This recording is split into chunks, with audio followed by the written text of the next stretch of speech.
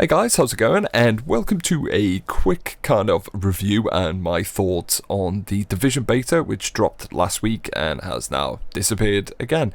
I played it on the PlayStation 4, not too sure why I didn't do it on the PC, but either way this footage is captured on the PS4 and the game looks surprisingly good. And I say surprisingly good because I don't trust E3 trailers or E3 footage of games because it's normally kind of glorified and stickied over and photoshopped and rendered to death before you actually see it, and then you get the game and it looks like someone's fucking drew it on crepe paper with a fucking, I don't know, with like the penis covered in charcoal. That's basically my opinion on how E3 looks to how the actual game delivers, but this game actually looks surprisingly good. The UI looks completely different to the trailers, which is a bit of a shame because it is slightly cluttered. As you can see on screen, there's just a lot of shit going on which is in your face, and you know, that's actually a bad thing.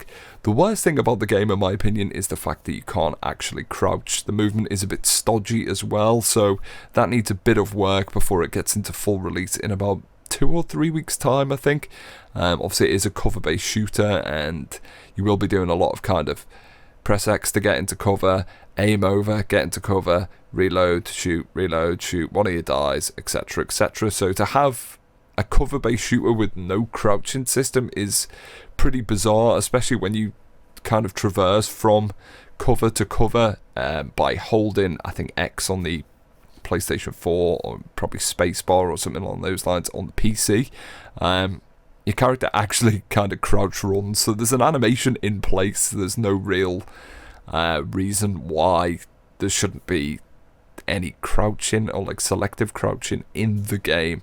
So if you haven't actually managed to play the game or see anything on it, it's really similar to Destiny in the fact that it's a console MMO. That's the kind of only way I can explain it, really. It's, you basically do certain missions, you find rare loot, you get experience points, you take that back, and you can upgrade things in your base. In Division's case, it is a medical wing, a tech wing, and a security wing as well.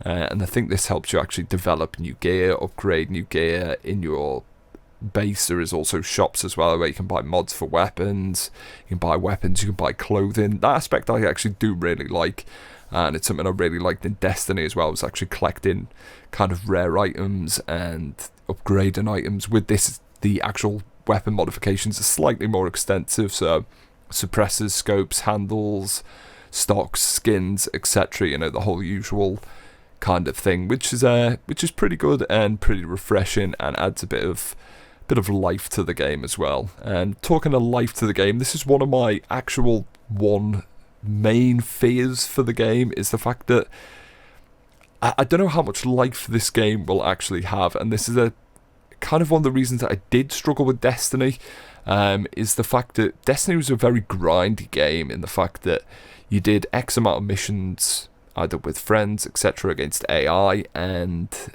basically you then did them missions again later on at a higher level to gain more experience, or maybe the opportunity of kind of rarer or higher level loot, and that kind of pisses me off. I think Destiny did it quite well in the fact that it managed to flesh itself out in the end, so you didn't really think, unless you were playing to an extremely high level, that you were actually playing the same thing over and over again.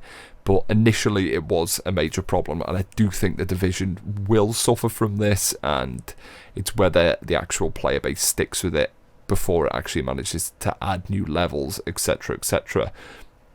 One of the main positives as well is the fact that the open world is actually pretty good. You can see it actually on screen at the moment that I'm just looting around some houses, trying to find some medikits and stuff like that, and this is just open world. I'm just running around, I'm not doing any missions, and it's a really nice thing to see in a game. So it's kind of like Destiny crossed with, I don't know, it's definitely Destiny, maybe with like an edge of Daisy and stuff like that, but the game does look really nice. Certain opportunities do kind of arise to just help random civilians with first aid kits, or help soldiers of X, Y, and Z when they're in a firefight, and you can maybe get experience points, or you can get I think it's supplies as well, which is actually what you need to upgrade your base. Unfortunately, I haven't actually got any footage of the base thing because I thought it was pretty boring, so I can't actually show you that, but I'm sure there is somewhere some footage on the internet somewhere. I can't speak today, guys, I apologise.